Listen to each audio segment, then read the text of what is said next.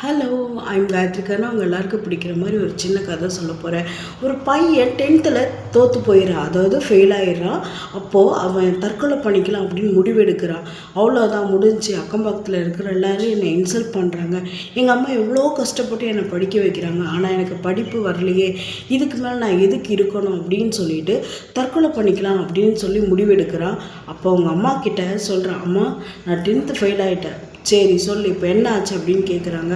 அம்மா நான் செத்து போயிடலான்னு நினைக்கிறேம்மா அப்படின்னு சொல்கிறேன். அப்படியா, சரி எப்படி சாவ அப்படின்னு கேட்குறாங்க. அம்மா நான் தூக்கு மாட்டி செத்து போயிடலான்னு இருக்கிறேம்மா. ஓகே, அப்புறம் வேறு என்ன பண்ணுவேன் அப்படின்னு கேட்குறாங்க. அம்மா விஷம் குடிச்சு செத்து போயிடலான் இருக்கேம்மா.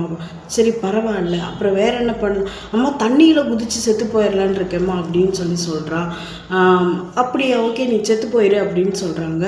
அம்மா நான் செத்து போகிறேன்னு சொல்கிறேன், நீ இப்படி ஜாலியாக சொல்லிகிட்டு இருக்க அப்படின்னு கேட்குறான். ஏண்டா சாகிறதுக்கு இத்தனை வழி சொல்கிற உனக்கு ஏன் வாழ்கிறதுக்கு வழி தெரியாதா? போய் படிக்கிற வழியை பாடுறா அப்படின்னு சொல்கிறாங்க. அந்த பையன் ரியலைஸ் பண்ணுறான், தற்கொலை முடிவை கைவிட்டுறான். நம்மளும் அப்படி தான், நம்ம லைஃப்பில் எவ்வளோ ஃபெயிலியர்ஸ் வரலாம், ஆனால் அதையும் தாண்டி படிப்பு ரொம்ப முக்கியம். தேங்க்யூ.